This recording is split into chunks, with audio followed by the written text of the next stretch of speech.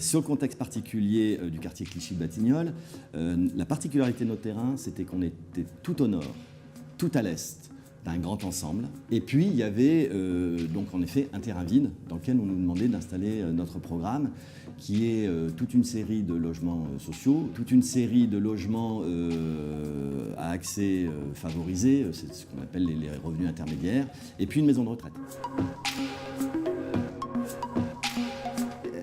Elle est de trois types, la mixité. La première mixité, elle est évidemment sur le programme. On avait du logement, logement social et donc logement intermédiaire, avec une maison de retraite. On a une deuxième mixité qui est quand même, on a 2 mètres d'ouvrage pour 3 ensembles bâtis et 3 architectes.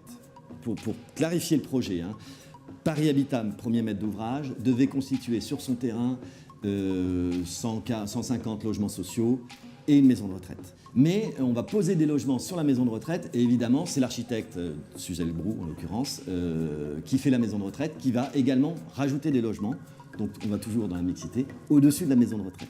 Donc un partage de programme, une articulation un petit peu plus compliquée en termes d'objet architectural, mais une urbanité beaucoup plus forte puisque c'est la nature même de la ville de vivre ensemble en fait. Alors notre partie à nous, donc nous on était un petit peu les monteurs d'équipe, donc on s'était pris le morceau qui nous stimulait le plus, à savoir donc les logements sociaux de Paris Habitat en façade sur le parc Martin Luther King. Donc le corps commun chez nous est devenu un socle tout vitré, tout en verre, et puis sur les émergences au-dessus, il y avait 2 volontés.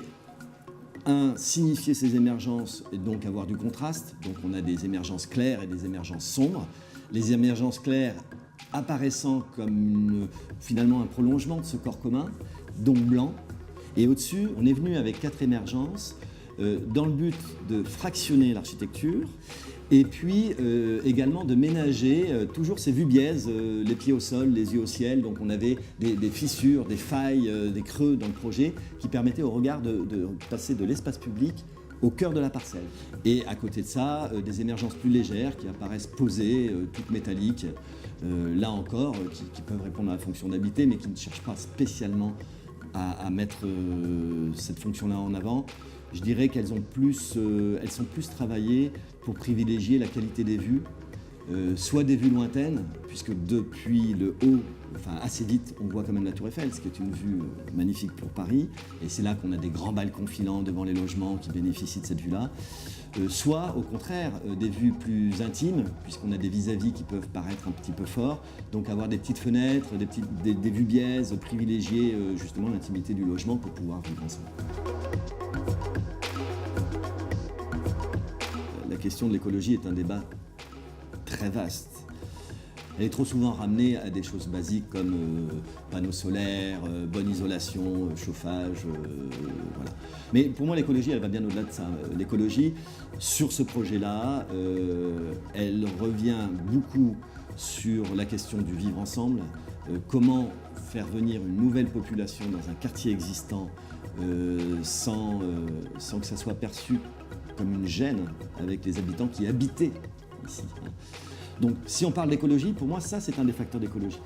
L'autre facteur très important, c'est la place de l'espace vert en ville. Là encore, notre projet, on l'a défendu comme étant le lieu unitaire, c'est le cœur d'îlot, qui se voit assez peu, qui mérite d'être parcouru, qui est un seul jardin pour les 3 programmes, fait par un seul paysagiste, qui est David Besson. Et tout le projet est fait pour garder ces vues et ces porosités entre le jardin et le parc Martin Luther King. Mais qui dit des vues et des porosités dit maintenir les passages de circulation d'air, donc on revient sur un confort thermique en cœur d'îlot, maintenir les passages du vent et donc le passage du pollen, le passage des essences, etc. Privilégier de la nature à différentes hauteurs, etc. Donc là on vient aussi sur des positions très fortes de l'écologie qui est de combattre les îlots de chaleur, etc.